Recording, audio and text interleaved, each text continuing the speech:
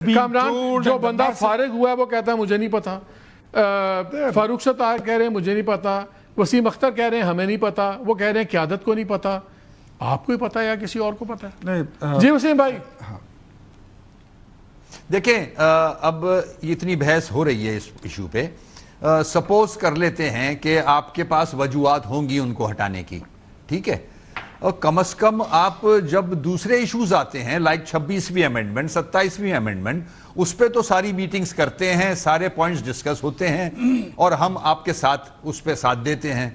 تو اس پہ اگر ہمیں کانفیڈنس میں لے لیتے کہ بھائی یہ ایشوز ہیں، یہ کوئی خرابی آ گئی ہے، اب یہ بتائیں کہ اب میں آپ کو سینسٹیو سوال ہے، اس پبلک ریبف کے بعد کیا ایم کیو ایم بیٹھے گی گورنمنٹ میں کہ آپ وزارتوں لے کے بیٹھے رہیں گے کہ چھوڑیں گے، یا اب عزت بیزتی کی بات ہوگی؟ بالکل بیٹھے گی.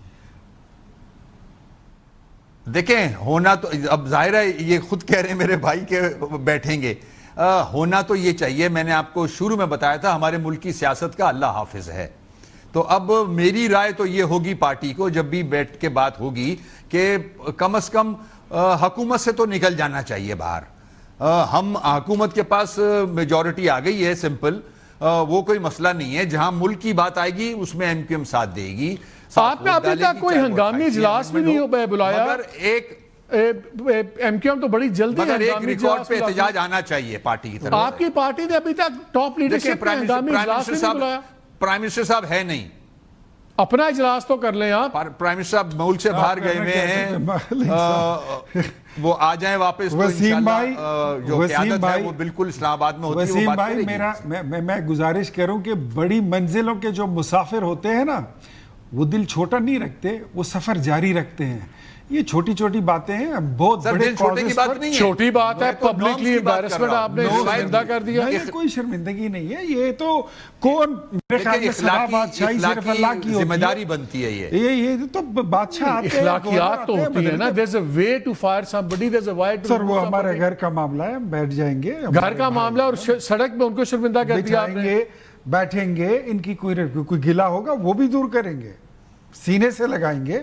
ہمارے صرف اتحادی نہیں ہے، ہمارے بیچ میں بہت اچھی ہم آہنگی ہے، بڑا اچھا نظر آ رہی ہے، رابطہ کار نظر آ رہی ہے. اگر یہ دوستوں کے ساتھ آپ کا یہ سلوک ہے تو دشمنوں کے ساتھ پتہ نہیں آپ کیا کریں گے. دشمنوں کو تو ہم نے کبھی پوچھا بھی نہیں. وہ تو یہی کہتے ہیں کہ پوچھتے بھی نہیں. ان کو تو ہم اللہ کے حوالے کر دیتے ہیں کہ اللہ جانے اور تیرا کام. وسیم بھائی اگر اس بار پہ ایم کیو ایم پھر بڑی آرام سے بیٹھ جاتی ہے 4 تقریریں کر کے، کیا یہ پھر پکا نہیں لگ جائے گا لیبل ایم کیو ایم پہ کہ یہ ہر قیمت پہ اقتدار کا حصہ رہنا چاہتے ہیں، جو مرضی ہو جائے اور جو مرضی ان کے ساتھ کر دو اسی طرح پہ کام کرتے ہیں؟ مالک بھائی اس وقت میں اگر کوئی سیاسی سٹیٹمنٹ دے سکتا ہوں، حالات جس طرف جا رہے ہیں ہمارے ملک میں اندر بھی اور ہمارے ریجن میں بھی، تو یہ صرف میں سمجھتا ہوں اگر ہم احتجاج بھی کرتے ہیں اپنے کولیشن پارٹنر سے، ریکارڈ پہ لے کے آتے ہیں تو وہ کافی ہے.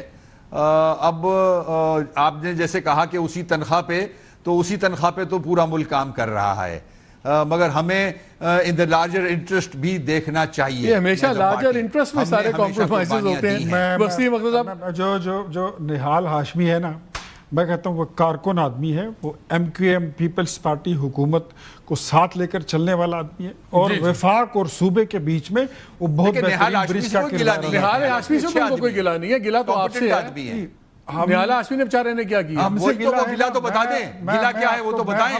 کیا آپ کو پیپلز پارٹی نے فورس کیا تھا؟ یہ بتا دیں نا، چھپ کے بتا دیں.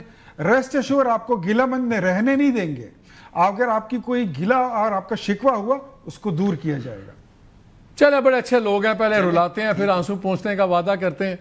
باقی اب دیکھنا یہ ناظرین کہ کیا ایم کیو ایم واقعی ہمیشہ کی طرح پرانی تنخواہ بھی کام کرتی رہے گی، 2 تقریریں ہوں گی، 2 پریس کانفرنسز ہوں گی، اور اگر یہی ہوا تو پھر ٹھیک ہے. پھر سیاست میں ایسے ہی ہوتا ہے، جتنا آپ بچھیں گے اتنے ہی بچھائے جائیں گے.